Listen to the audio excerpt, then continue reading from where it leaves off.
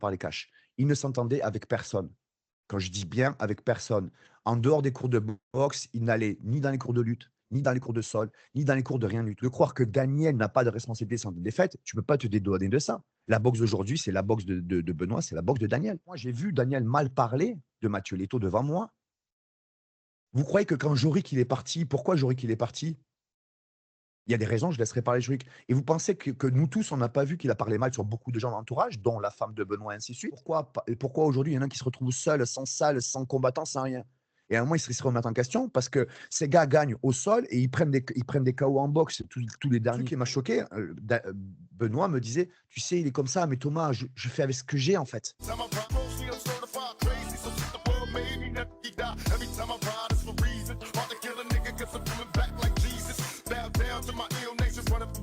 Bonjour à tous et bienvenue sur The Fight Club. Aujourd'hui, nous avons la chance d'avoir avec nous Monsieur Thomas Loubersan. Thomas, comment vas-tu?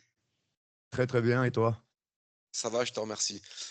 Thomas, on a vécu un UFC particulier, de très belles victoires et des défaites assez difficiles à digérer. Je pense notamment à celle de Benoît qui questionne beaucoup, notamment sur sa préparation, son staff, etc. Est-ce qu'il n'a pas manqué des personnes? Pourquoi il s'est passé certaines choses?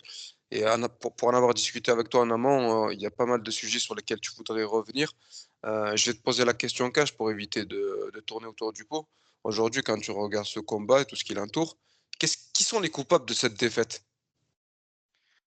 Ben, il y a pas un coupable, en fait. Faut pas penser que c'est que tout il y en a un qui a raison, il y en a un qui a tort et que c'est d'une manière unilatérale. C'est tout le monde a sa part, il y a un cumul d'erreurs. Maintenant, d'un côté, est-ce qu'il a manqué Daniel Vorin en head coach? Oui, il a manqué un head coach et jusqu'à aujourd'hui, Daniel Vorin, c'était le head coach. Là, on s'est retrouvé avec des coachs qui ont toujours été là. Donc, il ne faut pas dire le contraire. Moi, j'y étais longtemps dans ce camp et ils ont toujours été là. Maintenant, c'est pas parce que tu as des bons coachs compétents dans chaque domaine que ça va être forcément bon au corner. Parce que le head coach, comme ce que disait hier soir sur l'émission Gong, Cyril Diabaté disait le head coach, c'est vrai, c'est une belle image, c'est la personne qui cimente tout ça.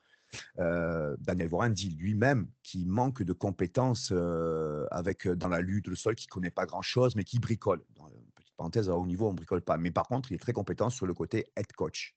Donc, il ne faut pas venir tout mélanger. Donc, oui, il manquait Daniel Vorin. Mais est-ce que Daniel Vorin n'est pas fautif aussi, n'a pas de la responsabilité dans cette défaite? Mais clairement.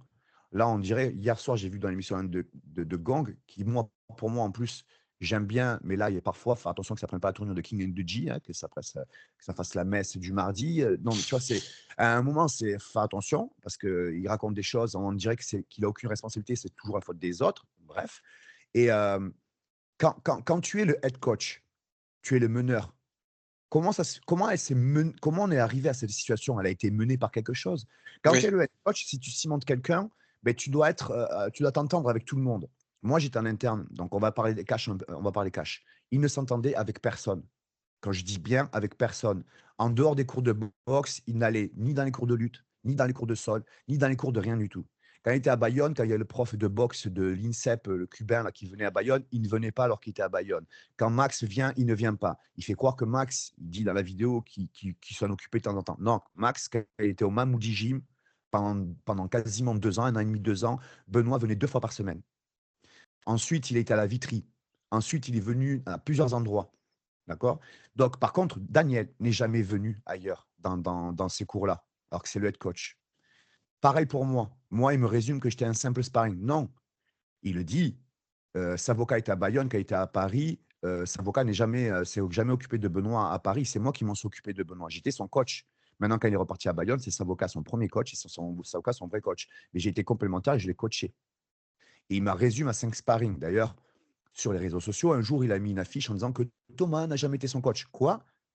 Après, suite à une émission de Clément Marcoux, j'ai dit, tu as la journée pour l'enlever, sinon je balance des trucs. Ça, c'est pour te montrer un truc, que ça crée des problèmes et que ça manque de responsabilité. C'était 2 mois avant le match de Poirier. J'ai écrit et j'ai contacté Benoît en off pour lui dire qu'est-ce que c'est ce truc-là. Il a contacté, il lui a fait retirer, il lui a dit, mais il est fou. Et Benoît, même, lui, c'était marrant parce qu'il me dit, mais Thomas, tu as été coach là, là, là. J'ai 40 audios. J'ai 40 messages où il me demande: «Thomas, est-ce que je peux venir à ton stage? Thomas, est-ce que tu peux être mon coach corner sur ça? Thomas, est-ce que tu» il y a des photos sur Instagram avec mes 2 coachs, Max et moi, ainsi de suite. Ça fait longtemps qu'on était les coachs sur certains domaines. Maintenant, le problème, c'est que c'est pas parce que Daniel ne vient pas dans les autres cours et ne voit pas les autres coachs, c'est pas l'inverse. Effectivement, quand je viens dans les cours à Daniel, je suis, on va dire, un sparring qui donne des conseils, mais quand il y avait des séances de lutte sol, j'étais son coach. D'ailleurs, Mathieu Leto, une fois, quand il y a eu ce truc-là, je l'ai appelé. Je lui ai dit: «Mathieu, j'ai jamais été votre coach». Il me dit: «Si Thomas, moi, tu étais mon coach et tout ça». Après, pour Benoît, je sais pas, parce qu'il voulait pas trop se mouiller. Mais je dis: «Mathieu, quand je venais, c'était pour Benoît et toi, je t'entraînais en même temps. Donc, si j'étais ton coach, c'est ton coach». C'est qu'il voulait pas se mouiller, en fait. Et à un moment, tout ça, vous croyez que ça n'a pas d'impact? Vous croyez qu'à un moment, le head coach qui parle mal sur moi, j'ai vu Daniel mal parler de Mathieu Leto devant moi. Vous croyez que quand Jorik il est parti, pourquoi Jorik il est parti? Il y a des raisons, je laisserai parler Jorik. Et vous pensez que nous tous, on n'a pas vu qu'il a parlé mal sur beaucoup de gens dans l'entourage, dont la femme de Benoît, ainsi de suite? À un moment, tout ça, ça a de l'impact. Et à un moment, le problème, c'est que, beh, comme le truc avec Poirier, 2 mois avant Poirier de dire que j'étais pas son coach et tout, je lui ai dit à Benoît, je l'ai eu, du coup, on s'est contacté et je lui ai dit: «Mais je fais quoi? Je le balance? Ça va te foutre le bordel. C'est vraiment pas pro au niveau de l'UFC où tu es avant un match comme ça, de mettre un truc comme ça sur les réseaux, c'est gamin». Et c'est moi, alors que j'ai quitté, le camp sans embrouille. J'ai juste dit: «Je vais m'en occuper plus». Pourquoi je me suis plus occupé, entre guillemets, de Benoît? Parce qu'à un moment, je faisais une tournée de stage, je venais de perdre mon chien, je m'entraînais pas, j'étais pas bien dans ma tête. Je suis quand même allé aider Benoît, donc j'ai mis mon ego de côté de si au cas où ça se passe à moitié bien, je suis allé l'aider.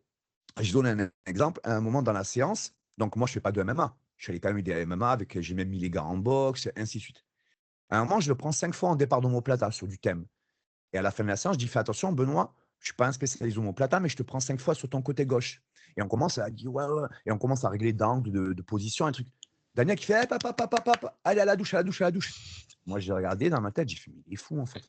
Je prends pas 1 euro, je prends du temps, je viens, je donne les conseils.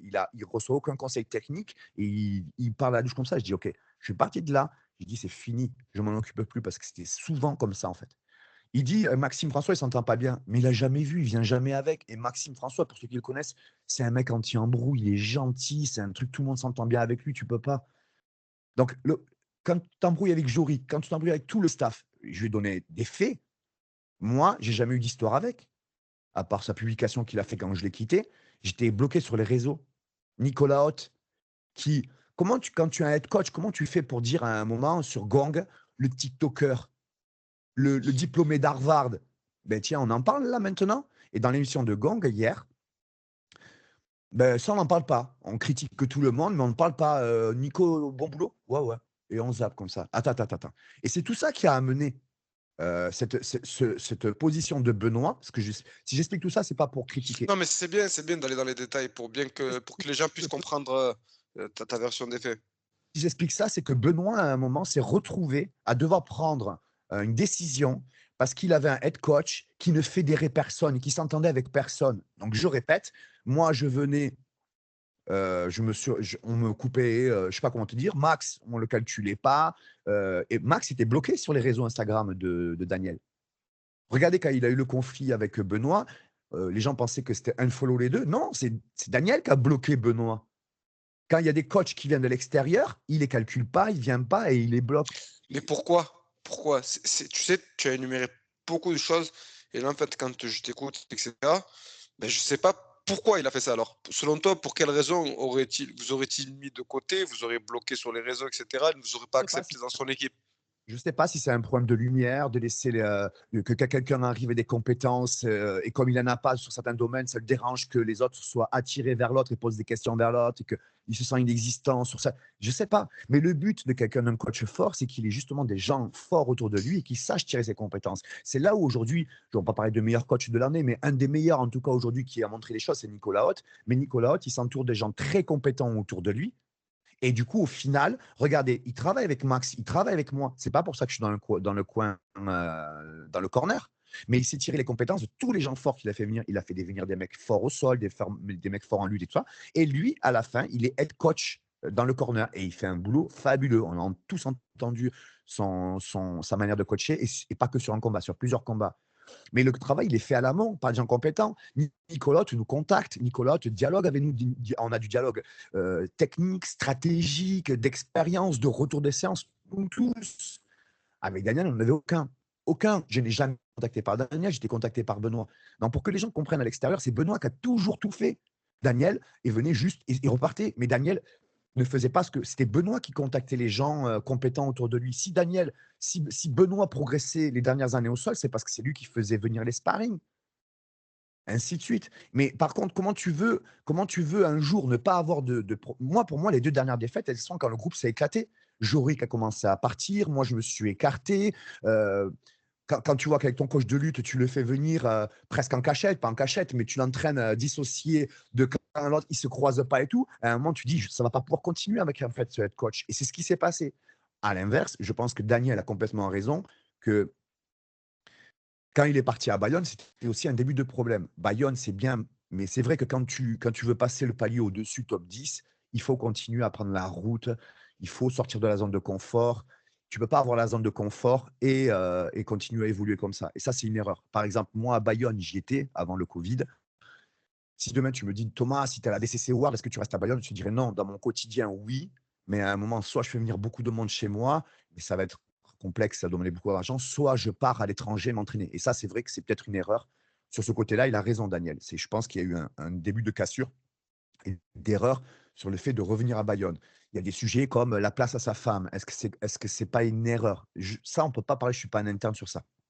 Mais c'est vrai qu'il y a eu, je pense, plein de choses qui ont posé cette problématique. Mais voilà, ce que je voulais dire, et je ferme un peu la parenthèse sur ça, de croire que Daniel n'a pas de responsabilité sur des défaites, tu ne peux pas te dédouaner de ça. La boxe d'aujourd'hui, c'est la boxe de Benoît, c'est la boxe de Daniel.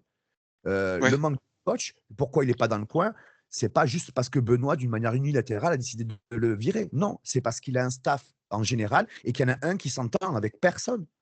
Oui. C'est, ça va pas plus loin que ça. Pourquoi Mmh. quelle est la réussite? Pourquoi Nicolas Hott est réussi d'un côté et les gens vont vers lui et il peut travailler et pourquoi aujourd'hui il y en a qui se retrouvent seuls, sans salle, sans combattant, sans rien? Et à un moment, ils se remettent en question parce que ces gars gagnent au sol et ils prennent des KO en boxe, tous les derniers. Ça peut arriver de prendre un KO, c'est pas le problème. Mais à un moment, faut arrêter. Faut remettre les choses un peu à sa place. Nicolas Hott, c'est par exemple, il sait travailler avec les gens. Tu vois? Et quand tu vois, par exemple, dans Gong, comment il a critiqué Nicolas Hott, le tiktoker, l'influenceur et tout, à un moment, tu te dis: «Mais c'est pas possible». En fait, comment tu as un comportement comme ça et en plus, le jour où il te reste Mathieu Leto, quand tu étais au Brésil en train de faire des stages, parce que tu reproches que l'autre, il est dit: «Mais toi aussi». Vous avez chacun vos priorités à un moment. Mais Mathieu Leto, il est allé s'entraîner à Venom avec Nicolas Hott et tous les staffs de Nicolas Hott. Il faudra pas être étonné un jour, peut-être que tu perdras Mathieu Leto parce que voilà. Mais il faut savoir qu'avant, Mathieu Leto se cachait dans les photos parce qu'il voulait fallait pas savoir qu'il allait s'entraîner là-bas et tout. À un moment, tout ça, c'est trop de problèmes et Benoît, à un moment, doit agir, en fait. Il doit agir, en fait. Donc Est-ce que tu as été surpris, Thomas, que, avec tout ce que tu me racontes, que la séparation n'ait pas eu lieu plus tôt? si, c'est ce qu'on pourrait dire, c'est que la séparation, le problème, c'est qu'elle vient au mauvais moment. C'est comme si tu te sépares tu as vécu avec une femme pendant 6 ans. Et toi, je sais pas, tu as un entrepreneur d'une entreprise, tu as un rendez-vous que tu attends depuis 15 ans parce que tu travailles depuis 15 ans ton sport ou n'importe quoi, et tu as un rendez-vous d'affaires. Et ça y est, tu y es. Mais tu te fais plaquer par ta femme le matin même, tu vois. Ça, le problème, c'est que tu vas pas être bien au rendez-vous. Et c'est ça qui se passe. Cette séparation d'être coach, elle est au mauvais moment, dans les moments les plus importants. Ils auraient dû peut-être les deux être matures et dire voilà, soit on continue, on doit parler, on doit éclater le truc, voire même, entre guillemets, prendre un psy de couple, entre guillemets, et de balancer les trucs et de le régler parce que là, c'est un moment vital et c'est un moment vital pour les 2. Je pense que les 2 ont tout à perdre, en fait et ils auraient dû régler les comptes. J'ai l'impression qu'il y a plus d'histoires d'ego qu'autre chose, en fait. C'est des histoires de gamins. Moi, je te dis, moi, le fait qu'il ait balancé que j'étais pas son coach, mais c'est complètement dingue. J'ai les audios, j'ai les photos, il y a sur les réseaux même, il y a les photos à écrit avec mes coachs et ainsi de suite. C'est qu'il y a un problème d'ego, de lumière à un moment. Tu vois? Et de balancer ça 2 mois avant le mois de mois parier, tu te dis à un moment, tu sais que ça peut faire du buzz. C'est pour ça qu'aujourd'hui, je peux en parler parce que c'est passé, tu vois? Mais avant le match, c'est pas possible de le faire ça. Tu Ouais. peux pas avoir un comportement professionnel comme ça quand tu es dans le haut niveau de l'UFC qui passe des millions dans le top 10. Tu peux pas avoir un comportement comme ça et de croire que ça, ce que tu as fait, ça a pas d'impact. De croire Je vais te donner un autre exemple.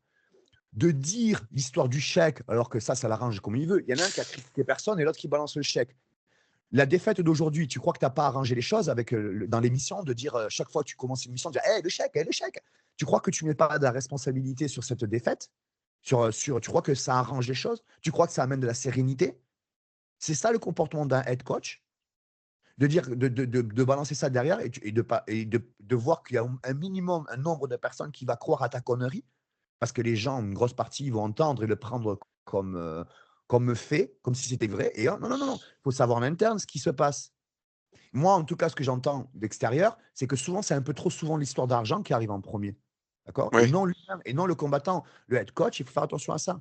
Il y a plein de trucs qui sont arrivés. Pourquoi le Guillaume Pelletier dans le coin et le prof de boxe, comme on en avait Ah parlé. ça vraiment, c'est vraiment l'interrogation parce que hier on échangeait pas sur, Insta et je te le disais vraiment. Son coach Kamel, il était, au premier rang, moi j'étais quelques rangs derrière et je voyais qu'à son entrée, il donnait des conseils à Benoît. À un moment donné, je me suis quand je vois la tournure des choses, je me dis: «Mais à un moment donné, le mec lui donne des consignes dégradées. Pourquoi ce personnage-là, Kamel, n'était pas présent dans son coin?» Je sais pas, j'ai l'impression qu'il y a un problème parce que le MMA est nouveau en France. Il y a cette lumière, il y a cette occasion de pouvoir exister, surtout en plus à Paris. Mais il y a déjà eu ces problèmes en fait. Redak pour Cyril Gane, John Jones, il était dans les tribunes à la place de Sarfati. Est-ce que j'ai vu la tournure en plus avec l'importance du sol? Est-ce que Sarfati était aussi, vu qu'il y avait déjà Lopez, est-ce que Reda n'aurait pas été mieux? Ça, c'est des décisions qui ne pourra pas. Mais voilà, là, on voit Guillaume Pelletier qui est dans le coin, c'est le manager. Mais attention, par exemple, ils ont dit que il soulève le truc, mais en taclant, en étant négatif. Mais c'est vrai que peut-être dans ce coin-là, celui qui a le plus d'expérience en MMA au niveau, c'est Guillaume Pelletier qui doit avoir expérience. Donc oui, peut-être qu'à ce moment-là, il a à être dans le coin, Guillaume Pelletier. Mais j'ai l'impression qu'il n'a pas coaché par contre. Donc si tu es là et que tu n'as pas coaché en head coach, pourquoi? Moi, je pense que le head coach à ce moment-là, c'était Guillaume Pelletier. Mais il a laissé les coachs. Le problème, c'est que les coachs, ils n'ont pas l'expérience de ce haut niveau à l'UFC, de cette importance-là. Ils ont des compétences en coach, mais pas en head coach. Est-ce que Guillaume Pelletier, soit il laissait un autre coach, soit il y avait ce sujet de. Parce que c'est le manager. Merde, on a perdu le head coach. Qui va faire le head coach maintenant? Et peut-être qu'il a laissé que des coachs Oui. débrouillent un peu. Et que le head coach, c'était Benoît, en fait. Et, euh, C'est et ça, c'est mon analyse, hein. Moi, pour moi, quand je regarde, la tournure des choses, la manière dont ça a été communiqué, cette manière lunaire de communiquer au premier round et je vais pas te dire que j'accable, les coachs qu'il y avait. Peut-être qu'ils étaient là par défaut, dans le sens où ce sont pas des head coach, ils sont bons dans leur discipline qui leur est propre et ils étaient là par la force des choses, tu vois? Mais quand je regarde les choses, pour moi, même quand je regarde le coin, ben pour moi, le head coach, c'est Benoît et il y a personne d'autre, hein. oui. Tu vois, par exemple, Maxime François, il est coach de lutte pour Nassourdine. Grande réussite avec Nicolas derrière. Et il est Exactement. coach pour Benoît. Benoît progresse. Mais ce n'est pas le head coach en soi. Donc, la différence qu'il va y avoir avec le head coach, c'est le travail fait au quotidien, pendant la préparation. Et c'est là où il y a un travail de cohésion entre Nicolas et Maxime. Ils sont régulièrement ensemble, ils échangent ensemble, ils amènent des coachings ensemble, ils amènent des spécificités, ils travaillent. C'est un laboratoire qui prend du temps et ils travaillent. Et le jour J, il n'y a pas de surprise en fait. Mais là, quand tu travailles, c'est du bricolage. Là, il vient de temps en temps, mais ça ne parle pas avec de head coach et tout. Il ne faut pas être surpris que le jour du combat, dans le corner, il n'y a pas de head coach. Donc, du coup, ben, les coachs se retrouvent comme ça et que chacun balance à l'envie, en fait, de dire fais ci, fais ça, entre guillemets. C'est même par, entre guillemets, bonne volonté. Donc, il manquait le head coach. Et c'est là où, Ouais. par contre, À quel moment, Daniel, à Daniel quel était moment fort. je Daniel a suis eu, excuse-moi, Daniel a eu cette situation à plusieurs reprises, sur plusieurs années. Donc oui, il manquait là. Mais le problème, il ne faut pas balancer le jour où tu n'es pas là, la faute des autres, comme si tu n'avais pas de responsabilité. Il y a eu beaucoup de conflits en interne sur les dernières années, sur les derniers mois. Et Benoît est obligé de faire des réactions. Maintenant, est-ce qu'il y a une part de tort de Benoît a voulu gérer son truc trop comme une entreprise avec sa femme et s'isoler de lui-même? Est-ce que le comportement un peu, c'est dur ce que je vais dire, mais un peu immature sur certains comportements, parce que tu parles à Mathieu Leto, tu parles à Benoît, tu parles de ça, et tu dis oui, mais tu sais, il est comme ça, on le prend tel qu'il est, avec ses comportements, on le connaît. Oui, mais tu as des gens qui, en fait, comme moi ou autre, on n'est pas son ami, on n'a pas à vivre ses bonnes humeurs et ses comportements de gamin, en fait, tu vois. C'est pas professionnel, en fait. Moi, j'ai des audios, je peux te le mettre, c'est ça, en fait. Oui, mais tu sais, on est comme ça. Un truc qui m'a choqué, Benoît me disait: «Tu sais, il est comme ça, mais Thomas, je fais avec ce que j'ai, en fait». Et ça, c'est un truc révélateur. Je fais avec ce que j'ai autour de moi, tu vois? Donc d'un côté, c'est vrai, il a raison. Moi, je fonctionne comme ça, je fais avec ce que j'ai autour de moi. Mais au niveau top 10 de l'UFC, c'est une erreur. Il aurait dû peut-être partir aux États-Unis sur des périodes spécifiques. Il doit peut parce que l'erreur qu'il va y avoir sur le game plan un peu plus technique avec Moïcano, c'est que peut-être que dans tes sparring à Bayonne, tu as personne qui t'a forcé à prendre un plan B. Peut-être que ta butterfly passait sur tout le monde, mais quand tu as un mec de haut niveau top 10 qui se prépare à ta butterfly, qui a fait un travail, qui a de l'expérience, il va devoir te pousser à un plan B. Et peut-être que c'est pareil en boxe, peut-être que le middle, tout le monde ne sait qui pense du middle. Peut-être que Daniel, à ce moment-là, aurait dit on change de middle parce que les Brésiliens, il va travailler dessus, il va t'attendre, on va faire autre chose. Je pense que Daniel était très compétent sur les stratégies game plan. Pas forcément sur la technique, contrairement à ce qu'on pense. On a de très grands entraîneurs en boxe et tout, mais sur le game plan et l'expérience, il est très très fort. Et je pense il aurait à aborder le match avec les deux trois conseils qui changent tout, Daniel. Ça, c'est vrai. Mais donc voilà, mais il faut pas croire qu'il faut pas dire c'est la faute au coach, c'est la faute à Benoît, c'est tout le monde. Et même ce que je veux dire, Daniel, Pour toi, Daniel est aussi responsable de cette défaite? exactement. C'est pour ça que je parle de cette manière-là, parce que quand j'ai vu la vidéo hier, j'ai dit: «Mais c'est un sketch, en fait». C'est un cumul de plein d'erreurs, en fait. C'est un cumul. Moi, je me suis retiré, il y en a plein qui sont retirés, il y en a concentrés. Ça manquait de cohésion et pour moi, c'est d'où l'importance de choisir un bon head coach et tu peux être compétent. Moi, par exemple, je peux être très compétent en grappling, mais si demain je prends de l'héroïne tous les jours, que je frappe des femmes ou tout ce que tu veux, à un moment, ça va avoir des répercussions sur ta carrière professionnelle. À un moment, tu vois, Daniel est très compétent sur certaines choses, mais s'il n'apprend pas à communiquer, s'il n'apprend pas à parler avec les autres coachs et même sur les réseaux sociaux, il y a des choses qu'il n'aurait jamais dû faire. Ça a de l'impact sur la carrière de tes combattants. Je suis désolé. À un moment, il faut apprendre tout ça. Et je pense il n'est pas compétent sur ça et ça a de l'impact pour moi jusqu'à ce dernier match avec Benoît. Donc Benoît, il fait quoi? Benoît, il a fait des erreurs. Oui, je pense qu'il en a fait. Euh, mais c'est un cumul. C'est un Et et cumul. et comment tu expliques, toi, le fait que tu es main event dans ton propre pays, tu es classé, et qu'il y a énormément de monde qui attendent ce combat, de te revoir après cette défaite. Comment tu expliques qu'à ce niveau-là de performance, à ce niveau de prestige, tu n'es pas de head coach? Il aurait pas fallu avoir un nouveau head coach quand même, c'est incroyable quand même. Ouais, là, par contre, à l'inverse, Daniel n'y est pour rien, il n'y est plus, il y est plus, il a plus à s'en mêler. C'est là où peut-être est-ce qu'ils ont trop géré ça comme une entreprise entre eux en pensant que ça allait le faire? Et c'est là où parfois, tu sais, quand ça marche avant, tu as l'impression que du coup, beh, ça va continuer à marcher comme ça et ça, c'est peut-être une erreur. Ils ont cru penser que ça pouvait continuer à marcher comme ça et encore et sans Daniel. Parce qu'au fond, il faisait tout, hein, Benoît, il gérait, tout le staff qui était autour, c'était Benoît qui le gérait, donc il s'est dit: «Bon, mais sans Daniel». C'est là où on peut voir que au delà des compétences techniques, quelqu'un qui t'accompagne sur tout le cheminement, qui est tranquille, qui a de l'expérience, c'est super important et ça, on peut pas l'enlever à Daniel. Ça, il a mené une zénitude, je pense. Tu vois? Par exemple, Benoît est très sérieux. Moi, je suis, par exemple, dans ma manière d'entraîner, très sérieux et du sérieux avec du sérieux, ce serait peut-être trop sérieux. Et je pense que l'expérience de Daniel, plus léger, rigoler, il peut faire une blague et tout, et il t'amène tranquillement à un événement très stressant, en rigolant, mais avec les conseils bien placés en stratégie. Ça, c'est le point fort de Daniel. Et justement, à l'inverse, c'est pas une critique, mais j'ai jamais entendu de conseils très techniques sur le tatami quand j'y étais. Je ne veux pas dire qu'il n'y en a pas quand j'y étais pas sur d'autres cours au PAO, ainsi de suite. Mais quand j'y étais, il cadrait. Et donc, sur le côté cadré, il est très fort. Je pense que dans le coin, dans le vestiaire, il a, il a une, il a une légèreté qui fait qu'il t'amène bien. Et c'est peut-être ça qui a manqué, hein. C'est des gens d'expérience et qui ont peut-être eu trop de responsabilités sur les épaules. Mani 20 UFC à Paris, voilà. Ouais, et tu penses pas que tu sais, tout à l'heure, tu parlais de timing. Est-ce que tu penses que la séparation qu'ont eu Daniel et Benoît, elle aurait pas pu être effectuée plus tard? Ou même, je sais pas, on n'aurait pas pu trouver un compromis sur certaines choses pour que la coopération, la collaboration puisse durer? Ou pour toi, c'était trop compliqué humainement, il y avait trop de tensions avec, les membres de l'équipe et même les membres de la famille de Benoît?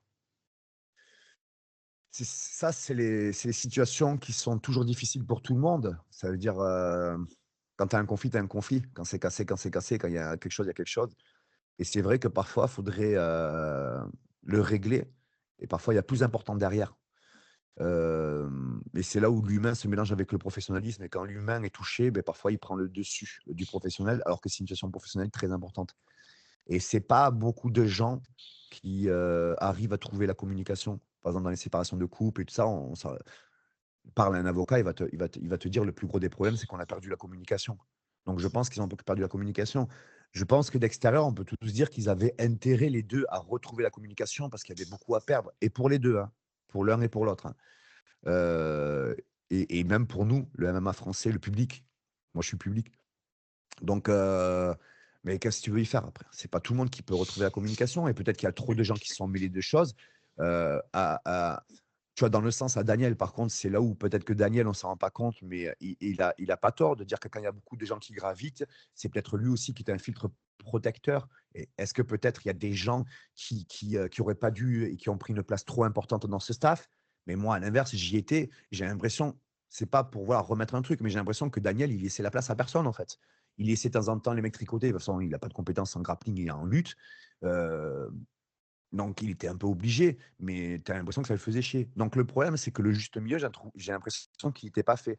Contrairement où, tu vois, par exemple, Adri Cassata, quand j'étais à Nice, 3-4 mois, A Aldric, quand je suis venu, j'ai fait 2-3 séances avec Manon. Aldric m'a laissé une place, mais tu vois, il se met en retrait, il m'a laissé faire ma place et derrière ça: «Thomas, qu'est-ce que tu en penses?» et il me laissait et tu vois, il venait écouter le discours. Ça veut dire, la matière à travailler.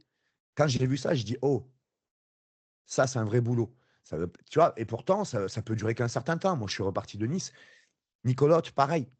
C'est pour ça que parfois je dis: les grands head coach, c'est pas juste ses compétences à soi, c'est aussi la manière dont tu travailles avec les autres gens et ça, faut juste regarder, l'entourage, quoi.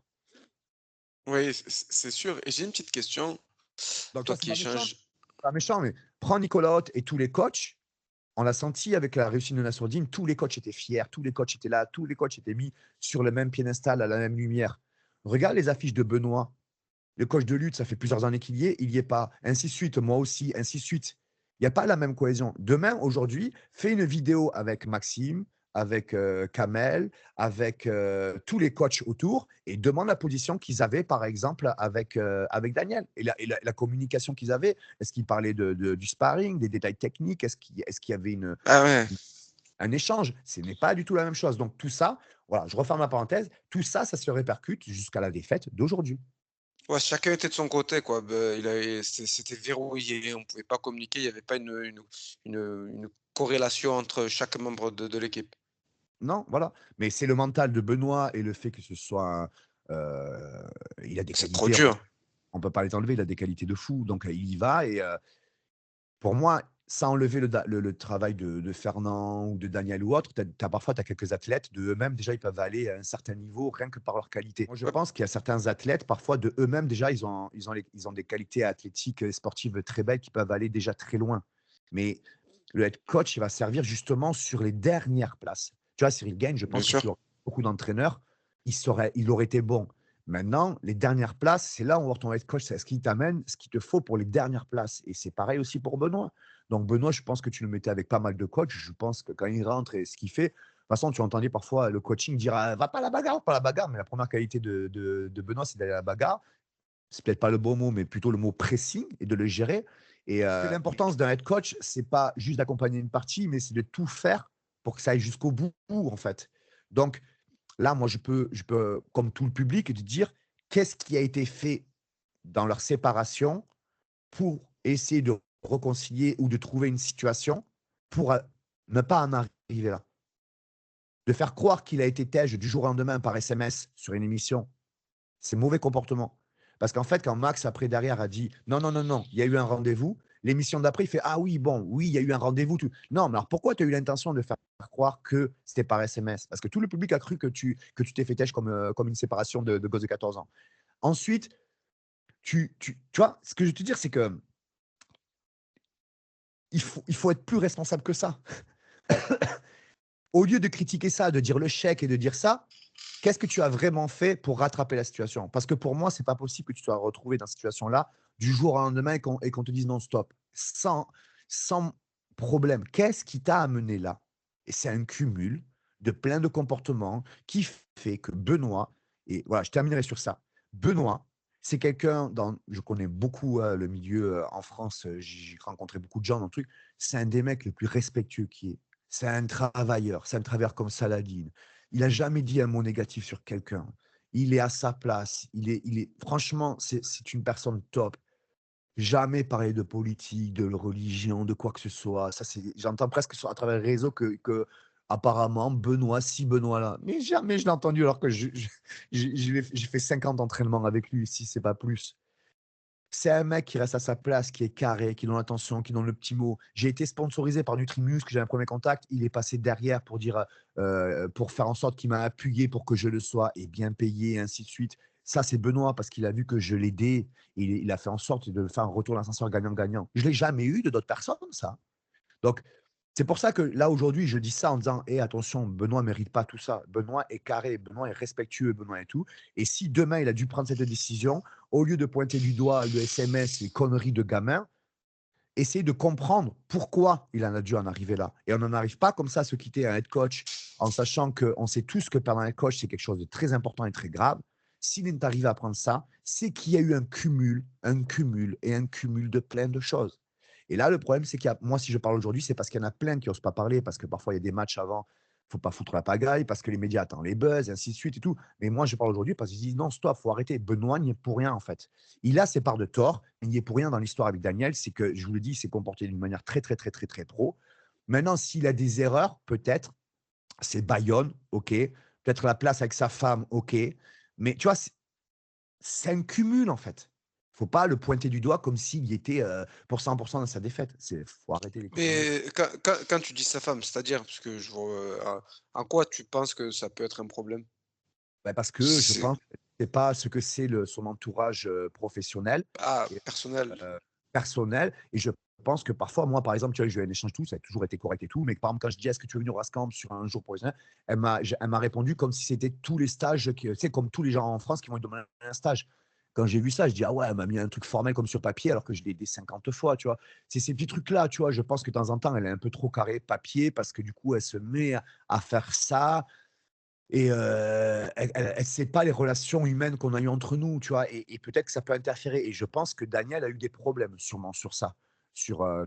Et je pense qu'elle est peut-être elle est venue, elle a pris une place. Bon, pour certains athlètes, la femme qui aide, c'est une réussite et peut-être aussi, on peut pas dire que ça ne peut pas amener, certains conflits, et je peux entendre que, c'est devenu une entreprise familiale et automatiquement de la considération sur certains sujets, certaines personnes ont dû changer et donc du coup, ça a dû déranger des gens. Moi, par exemple, tu vois, ça m'a pas dérangé, mais il y a eu un truc ou 2, ouais, je dis: «Ah mais c'est bizarre ce comportement», mais j'étais pas le head coach, tu vois? C'est pas me déranger et moi, c'est pas ce qui m'a fait que quand je l'ai aidé pendant 2 ans et demi et là où Daniel, il a raison, si j'ai pas trop aidé, Benoît sur la suite, c'est parce qu'il s'est retrouvé à Bayonne. Professionnellement, c'est très compliqué, donc il a raison et deuxièmement, donc qu'est-ce qui l'a poussé à devoir aller à Bayonne? On sait pas et deuxièmement, moi, ça a été le comportement de Daniel. Et avant ça même, il a eu un mauvais comportement en Max et Max, moi, je travaille avec et avant ça et après ça, j'entends les discours qu'il a sur Nicolotte avec TikToker, Harvard et compagnie. Je dis: «C'est quoi ces trucs?» et je dis: «Mais c'est abusé, c'est» alors qu'on sait tous ses compétences qu'il a et tout. Tu vois? C'est pas bienveillant. Voilà, je vais pas répéter parce que je répète en boucle et je Et pense ça ce donc de se déresponsabiliser de la défaite aujourd'hui de Benoît, là, moi, je trouve ça gros. et ça a jamais dépassé le conflit, verbal, entre les membres du staff? C'est jamais allé sur, il y a jamais eu de conflit physique? Non, non, non, en tout cas, moi, de ce que j'y étais pendant 2 ans et demi, il n'y a jamais eu de conflit physique. Non, non, il y avait même une bonne ambiance. Il y a une sorte de légèreté, mais par contre, moi, je trouve que Benoît, Mathieu Leto, Jorik et tout avaient vraiment une très bonne relation. Il y avait vraiment un gros noyau, entre eux, amis, combattants, respect, beau travail. Vraiment, hein, c'était un bon noyau, de frères de combat. Daniel faisait un beau travail, mais on a l'impression que s'il y avait un d dans le groupe qui était le gamin de 14 ans, on a l'impression que c'était Daniel. C'est pas méchant ce que je dis, mais c'est vrai. Mais à l'inverse, il amenait une légèreté, il cadrait. Au moment de faire son boulot, il cadrait bien et tout ça et les mecs avaient une pleine confiance en lui à travers son passif. Maintenant, je vais pas rentrer dans son passif, analyser son passif, ça me regarde pas, mais voilà. Mais il a jamais été aussi head coach de tous les autres. Il a été coach et il a fait un travail avec beaucoup de gens qui répètent en boucle, hein, Machida, nin nin nin, mais il a jamais été vraiment le head coach. Donc à un moment, il a gagné une confiance à travers les gens, à travers son passif, mais le truc, c'est qu'à un moment, il faut rester aussi au moment présent. Les gens, il faut prouver au jour d'aujourd'hui, ton comportement d'aujourd'hui, ton professionnalisme d'aujourd'hui. Et là, au jour d'aujourd'hui, c'est de responsabiliser pour moi, c'est révélateur de toute façon. C'est révélateur tu te sépares et tu dis: «Il t'a pas donné le chèque», alors que tu sais que ça va avoir des impacts. Là, il fait la défaite et tu attaques tout le monde, dans Gong en disant que c'est la faute d'un tel, c'est la faute d'un tel, c'est la faute oui, oui, c'est la faute, il y a beaucoup d'erreurs, personne ne peut le nier. Mais que toi, tu as pas ta part d'erreur là-dedans, Et une petite question, après le combat, le premier échange que tu as avec, Maxime François, c'est quoi? Par rapport à la défaite? bah, qu'il a été touché émotionnellement. Et c'est vrai que c'est là où on voit que peut-être, voilà, c'était pas un coach, c'est un coach, mais ils ont une relation et il m'a dit: «Thomas, ça a été dur de voir ça. Ça a été dur, ça a été dur». Et là où je suis d'accord, dans Gong, il le dit Daniel, c'est que quand tu as un mec qui revient comme ça et que tu as déjà vécu, tu sais le gérer. Tu sais le truc. Là, peut-être Daniel, Max, 6 fois champion de France, donc personnellement très fort compétiteur. Moi, je l'ai en tant que coach pour moi. Entraîneur de l'équipe de Sotteville, première division par équipe, 2 ou 3 fois champion de France. Donc dans le coaching dans le coin, il coach des champions du monde, très fort, mais ce n'est pas du MMA et tu ne viens pas un mec rentrer comme ça. Donc à ce moment-là, je pense que, Savoca, je pense que Max et tout, sont un peu déroutés, ils savent pas comment s'y prendre. Comme beaucoup de gens, de commentateurs ou de fans, tu te retrouves là. Je pense qu'il y a que les compétiteurs qui rentrent dans la cage, qui savent ce que c'est et qui et si tu as l'expérience de coaching, tu vois? Un mec comme Lebou, Taylor et tout, eux, ils savaient de suite qu'est-ce qui se passait et eux, je pense qu'à ce moment-là, ils auraient trouvé, les mots ou ils comprenaient la situation. Tu vois ce que je veux dire? Moi, je vais être très compétent dans le coaching, grappling, mais si le mec, il revient comme ça, heu, moi, j'aimerais m'appuyer sur un head coach à ce moment-là, tu vois? Bien Ça veut sûr. dire qu'il va gérer tout ça et derrière, toi, tu vas donner juste le conseil technique. D'ailleurs, on le voit, ils ont pas donné de conseil technique parce qu'on a vu Non. qu'ils ont vu que ils ont pas donné la première des choses qu'il fallait, en fait. C'est-à-dire de trouver l'accroche pour retrouver sur quelque chose Bah, oui, donc c'était que du négatif, accroche-toi, tu chez toi, réveille-toi. ça C'est non. lunaire, c'est La santé, leur envie qui y arrive, tu vois? Mais si tu regardes, par exemple, tu es chez toi ici, mais c'était pas le bon moment. Par exemple, regardez quand, Benoît affronte je sais plus qui, Miranda ou Bonfim, un truc comme ça. Juste avant d'entrer dans la cage, tu as Daniel qui dit: «Ici, c'est chez toi». Il dit la même phrase, mais par contre, la différence, elle est au bon moment. Elle est avant oui. d'entrer dans la cage, dans l'arène et il te dit: «Tu vois, ici, tu es chez toi d'être dans l'arène». Ça, c'est je crois que c'est la parole qu'il dit là, il y a 1 an à l'UFC, avant. Là, le dire à ce moment-là, la même phrase, elle n'est pas appropriée. On voit Oui, qu'il y c'est a sûr. mais c'est là où l'importance du head coach. C'est là où Ouais, peut-être Petit aurait dû intervenir. bah, oui, mais là, on a l'impression, en fait, tu sais, quand tu regardes bien, on a l'impression qu'ils ont dû c'était un combat en short notice qu'ils ont dû préparer au dernier moment et qu'en fait, on a fait avec les moyens du bord, bah, on va prendre lui et bah, pour être coach, bah, c'est pas grave, on se débrouillera sur place. Alors que non, il aurait fallu je sais pas qui est responsable de ça, mais être coach, enfin, je dirais, tu es Non, c'est il y a pas l'essence même de ton combat. Il te faut quelqu'un, il te faut un guide, il y a un capitaine. c'est ça, short notice, c'est pas un problème si tu le fais avec ton head coach. Tu Oui. as Non short non, mais notice avec là, quand tu mais regardes là le combat, tu as l'impression que c'était un short notice dans le sens où, il vient de perdre son coach. Bah, écoute, on nous appelle une semaine avant le combat, bah, on va se débrouiller, on prend pas d'aide coach, c'est pas grave. Alors que non, le combat était ça, préparé c'est depuis une un erreur. moment. Ça, c'est une erreur à ce niveau-là, de Tu peux penser, pas possible. de penser que tu vas gérer sans head coach et de te dire que tu vas avoir des gens compétents dans chaque domaine. Et ça, c'est peut-être l'erreur de Benoît qui a cru que lui, il allait gérer avec des gens compétents, des compétences techniques et que lui, avec son mental, il allait gérer le reste en tant que head coach. Et c'est là où peut-être l'importance des médias de toujours derrière dire: «Ah, il est fort, c'est Ouais, son bah, mental». et tout le monde est responsable, hein, nous aussi, hein, on l'a poussé, hein. God of War, c'est un guerrier, c'est la fierté de la France et cetera. À un Voilà. moment donné, tout le monde a Ouais, sa part de responsabilité. Tu sais, Thomas, moi j'ai une petite réflexion, mais j'ai l'impression qu'en fait, tu sais, les moins responsables de cette défaite, bah, c'est le staff qu'avait Benoît sur ce combat-là. L'un est coach de lutte, l'autre de JJB.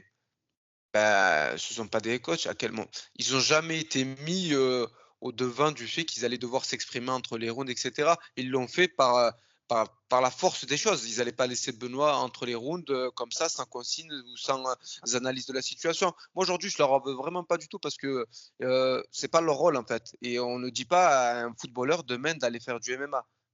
Donc Non, aujourd'hui, ce ils que étaient tu vas juste dire, là et ce que tu as dit, ça va sûrement choquer beaucoup de monde, mais je le pense comme toi. Les coachs sont peut-être les moins responsables dedans. Pourquoi? Parce que le travail fait, il est à 99% fait dans le camp d'entraînement et ils ont fait un travail au quotidien, présent, monstrueux et à fond derrière eux. Faut pas oublier qu'ils laissent ils font un boulot, hein, il y en a qui se déplacent, qui font des sacrifices aussi pour lui. Euh, ils ont, eux, en fait, ils expriment leur envie. Si demain, à n'importe quel coach, tu dis est-ce que tu es dans le coin, ils vont dire oui, parce que c'est à côté du travail. C'est pas eux, en fait, la faute. C'est sûrement entre Benoît et le Guillaume Pelletier qui n'ont pas désigné un head coach. Le problème, c'est qu'il ne faut pas être combattant tout le temps sur tous les domaines. Et tu vois, par exemple, j'ai entendu un truc sur. Et malheureusement, il paye les pots cassés alors que je pense qu'il avait la bonne volonté. Je te donne un exemple. J'ai entendu Doumbé. Bon, Doumbé, il cherchait à placer des phases chaque fois pour être à la lumière au moment où sur il y a Snap. la lumière. Et il dit Benoît, il travaille pas avec son cerveau, il cherche, il est trop dur, c'est trop God of War. Et après, sur une deuxième vidéo, il dit Moïcano allait jamais rentrer à la guerre, il va faire un 2 et en fait, il l'a mis dessus au sol parce qu'il pense. Donc, c'est vrai que la première truc qu'il dit, pour moi, je suis pas d'accord, mais expliqué par la deuxième, je comprends, il a raison. J'explique. A contrario, ce match-là, pour moi, Benoît n'était pas assez dur, n'était pas justement le God of War. Si tu regardes, il était là, il commençait de technique avec tous les gens qui lui dire arrête d'aller à la bagarre, arrête d'aller à la bagarre. Et je crois que dans ce match-là, comme c'est un 5x5, il ne voulait pas aller à la bagarre. Il voulait gérer techniquement et faire quelque chose de propre techniquement. Le problème qui se passe, et on l'a eu même avec Nassourdine, au bout de 10 secondes, les mecs, ils ont tellement pas peur, mais ils se disent le mec en face est fort, il te considère dangereux. De suite, il t'a amené au sol. Il n'a même pas voulu jouer en boxe. Alain avec Nassourdine et Moïcano avec Benoît. De suite, il a amené un point fort. Et là, malheureusement, la différence avec Nassourdine, c'est que l'autre, il a fait des dégâts avec les coups de coude. Elle est là, la différence. Alain n'avait pas de plan B, il cherchait qu'une chose. Voilà, on ne va pas analyser, mais là, la différence, et c'est là où il a manqué un plan B à Benoît. Donc, du coup, pour moi, je pense que c'est à cause de la qualité des sparring et peut-être manque de head coach sur le corner, celui qui lit tout, qui va lier tout ça et de faire la tournure entre les différents compartiments. Mais, mais malheureusement, je pense que c'était le match où il voulait être moins bagarreur. Oui. Tu vois ce que je veux te Peut-être dire? que sa défaite, elle a eu un gros impact la dernière contre Poirier et puis là sur 5 rounds, moi je l'avais déjà dit en vidéo, la stratégie en 3 rounds et en 5 rounds, c'est pas la même. On n'utilise pas la même énergie, même psychologiquement ça demande, plus de concentration, donc il y a plein de choses qu'il faut prendre en compte. Et là, je pense que les médias, tout le monde qui dit il va trop la bagarre, il va trop la bagarre, et il ne faut pas oublier qu'il a pris un KO au dernier match. Il vient avec la volonté de gérer un 5x5, la responsabilité du main event à Paris. Donc, est-ce qu'on aurait dû lui mettre d'ailleurs un mec aussi dur? Est-ce que le manager n'a pas fait une erreur de lui mettre un mec trop dur? Est-ce qu'on n'aurait pas dû lui dire on va te prendre un mec en dessous? Et est-ce que l'erreur, c'est de penser qu'on va mettre un mec de sol, t'inquiète, ça va mieux se passer que Fiziev? Mais en fait, Fiziev, c'était les coups debout. Mais c'est pas parce que c'est du sol et là c'est du MMA que Moïcano est arrivé. Il lui a dit on va faire du sol, mais avec les coups de coude au sol. C'est la même chose. Moi, j'ai pas oublié que tu as pris un KO il y a pas longtemps, donc je vais te détruire. Tu vas prendre des coups au sol et ça aura de l'impact parce qu'on ne sait pas au fond comment tu as encaissé ce KO.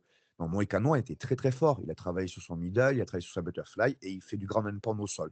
Voilà. Et il sait en plus que ça que Benoît, c'est un mec qui s'arrête jamais de lui-même. Si tu regardes, les histoires sont toujours. Il faut de l'aide pour l'arrêter. Eliseo, il y a eu une polémique avec l'arbitre, lui, il s'arrête pas. Le staphylocoque, c'est presque les médecins. Qu'est-ce qu'on fait? On l'arrête, on l'arrête pas. Lui, il s'arrête pas. Là, il faut qu'il y ait le médecin, et il a eu tout à fait raison de l'arrêter avec l'œil fermé, parce que sinon, lui continue. Alors que si tu regardes que s'il continue, là, pour moi, on aurait même dû presque jeter l'éponge au premier round. Mais franchement, quand tu sais qu'il ne voit plus les compagnies et qu'il a pris un KO le match d'avant, là, il ne voit plus, tu te dis quoi? Tu te dis, là, il va prendre un KO. C'est même pas il va perdre, il va reprendre un KO. Donc, soit tu passes en mode à la bagarre, le tout pour le tout. Mais là, c'est un choix qui est dur, hein, parce que si tu vas à la bagarre, ça veut dire risque, tu ouvres les vannes, 50-50 le KO. Mais il a pris un KO avant. Donc, est-ce que tu ne dois pas jeter l'éponge ou dire, bon, 50-50, tu vas au carton, on prend un KO. Ou clinch box tie. Tu vois, quand les mecs ils disent, faut aller à la lutte. Moi, je n'étais pas trop d'accord sur le fait que les mecs disent, non, c'est un mauvais conseil la lutte. Oui, la lutte pour la lutte avec la peur d'aller au sol, oui, mais un clinch, lutte.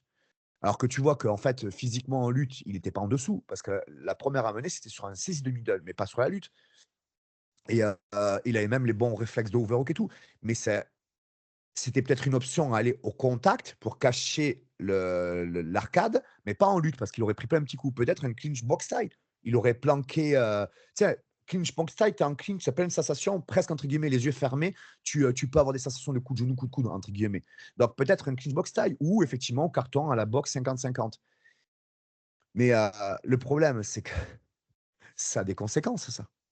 Et effectivement, c'est là où Doumbé a raison. Le problème, c'est qu'il arrive déjà avec ce mindset, au départ en se disant: «Dur au mal». Mais à contrario, je pense que c'est le jour où il voulait être plus stratégique et plus technique. Oui, oui, c'est sûr. Mais tu sais, là, j'ai une question qui me vient à l'esprit. Quand tu regardes un peu tous les combats de Benoît où il finit ouvert de partout et tout, à un moment donné, son capital santé commence à quand même fortement être engagé. Tu sais, on en a parlé toi et moi, mais c'est qui le protège aujourd'hui, Benoît? Qui c'est qui protège de tout ça? Parce que lui, aller au combat, il y va, hein, c'est en lui, voilà, s'il a cette volonté d'aller marche en avant, et cetera. À un moment donné, qui c'est qui va lui dire, «Stop, il faudrait qu'on s'arrête un petit moment, il faudrait, comme l'avait suggéré les maîtres fumiers, s'arrêter un an et demi», qui c'est qui va qui à un moment donné va lui mettre cette opposition? J'ai l'impression qu'il y a personne. J'ai l'impression en tout cas que le manager a son management à faire et gagner tout ce qu'il a à gagner avec, et qu'un athlète, de toute façon, c'est qu'une période, ça dure et après au next. C'est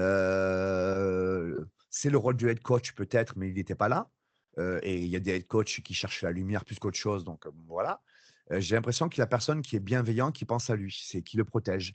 Peut-être que ça viendra de sa femme en interne, je sais pas, mais j'ai l'impression qu'il est pris dans un truc d'intérêt, de lumière, de business, de responsabilité. Oui, moi je pense que déjà il y avait des erreurs avec, Poirier et même Moïcano dans le choix. Ça ne le protège pas. Ils auraient dû prendre le temps avant pour prendre, mais je peux comprendre que c'est délicat à refuser.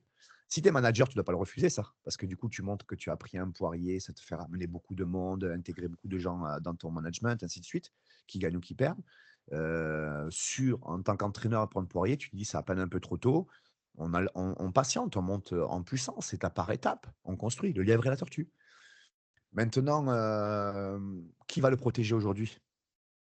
Ton côté? Franchement, je sais pas. J'ai, tellement des quand je regarde la situation, quand tu le en fait, Benoît, quand tu regardes, c'est un mec qui va à la guerre, et cetera. Tu l'as dit tout à l'heure, quand tu parles avec lui et tout, même quand tu le vois, c'est un mec super cool, super gentil et en fait, le voir dans cette situation, tu sais, j'ai l'impression qu'il garde beaucoup de choses, J'ai en l'impression lui qu'on en qui j'ai l'impression que tout le monde a compris que c'est un mec qui va à la guerre, donc tu le prends et tu envoies un mec qui va à la guerre parce que tu sais qu'il va à la guerre. Alors viens, on l'envoie à la guerre et c'est bien pour nous, tu vois? Et le problème, c'est qu'à un moment, qui le protège? Moi, je pense qu'un conseil bienveillant, par exemple, comme Maître Fumier, c'est: «Hé, stop, stop, 1 an et demi, stop». Ça, c'est quelqu'un qui pense à l'athlète, en fait. bah, bien Ça, c'est sûr. un à l'athlète. Si tu es un manager, tu dis: «Bon écoute, bon là on va gérer, on prend un top 17, on le remet sur le charbon, allez go, on y va, on lui tape sur l'épaule, on dit qu'il peut parce qu'il a déjà fait avant». Mais tu peux pas dire avec certitude que c'est le meilleur des choix. Donc à un moment, peut-être que même qu'il faudra s'opposer un peu à l'UFC ou n'importe quoi en disant: «Non, non, stop, là on arrête», même quitte à refuser. Mais le problème, c'est que est-ce que ça a pas des impacts sur les négociations avec les autres combattants et ainsi de suite? C'est ça, c'est pour ça, c'est est-ce qu'il y a une personne qui le protège? À lui. Et qui n'est pas pris à conflit d'intérêts. Ouais, Et c'est là, sûr. je pense qu'il paye déjà les pots cassés d'avant sur certaines choses et je pense qu'aujourd'hui, mais est-ce que Benoît écoute? Est-ce que Benoît, Ouais. toi-même après tu peux pas t'en prendre aux autres parce que quand toi-même tu sais que c'est ta qualité forte, tu sais que toute qualité forte, c'est ton antagoniste, ton défaut, donc si tu sais que tu es fort, donc tu sais que les gens peuvent l'utiliser, tu dois mettre quelqu'un qui te protège à côté. Donc je pense sincèrement que c'est ce qu'il a voulu faire en mettant des gens autour de lui et un cocon familial. Et là, le problème, c'est que c'est vrai, là, ce qu'il disait dans Gong, c'est qu'à un moment, le haut niveau, il faut continuer à faire, c'est d'ailleurs ce que disait Diabaté, que je trouve très pertinent. Il disait, le haut niveau et ce que tu vises, malheureusement, il faut faire des sacrifices. C'est comme ça et tu peux pas vouloir le confort et Ah, voilà. tu peux pas. Tu es Non. obligé de trouver, déjà, il y aura tout tu peux en fait, comme il a dit, des sacrifices, tu es obligé parce que peut-être à un moment donné, tu vas être obligé de mettre des personnes de côté, même si tu as une super relation avec elles, et cetera. Mais, sportivement, il faut que tu ailles plus loin, il faut que tu aies des oppositions, en fait, pour moi, le combattant, c'est pas celui qui doit forcément décider de tout, hein.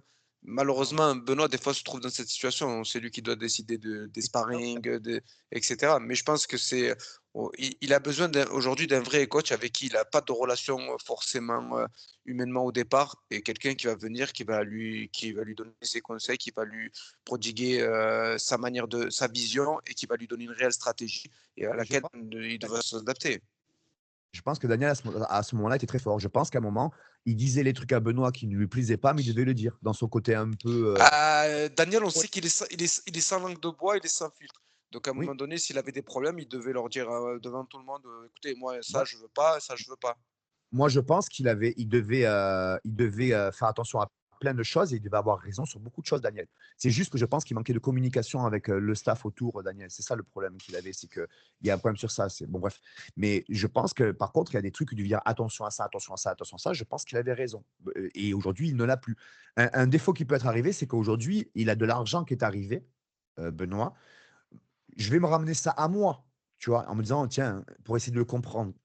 Moi, aujourd'hui, j'ai eu ma notoriété, j'ai des stages, des ci, des là et de l'argent qui est rentré, je peux me dire: «OK Thomas, demain tu veux refaire encore une grosse compétition mondiale. Bon, ben, je le fais à la maison, je me fais mon camp d'entraînement». Par exemple, je l'ai fait moi avec le Rascamp, à la base, c'était aussi un petit peu pour m'entraîner moi et tout ça. Bon, ben, j'ai un peu d'argent, je peux me faire venir mes sparring chez moi et ça va fonctionner. Parce qu'avant, j'étais un peu obligé de me déplacer, mais s'ils viennent chez moi, c'est bon.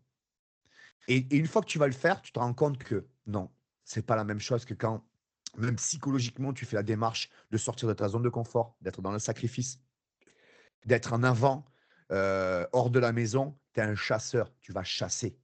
Donc tu vas chasser ton rêve. Quand tu es chez toi et que tu commences tout à ramener sur ça, c'est un peu comme Brel qui disait, tu sais, c'est la femme, elle veut que l'homme revienne à la maison pour construire le nid et mettre des plumes, tu vois. Mais si tu reviens là, tu es plus un chasseur. Donc ton rêve, c'est compliqué.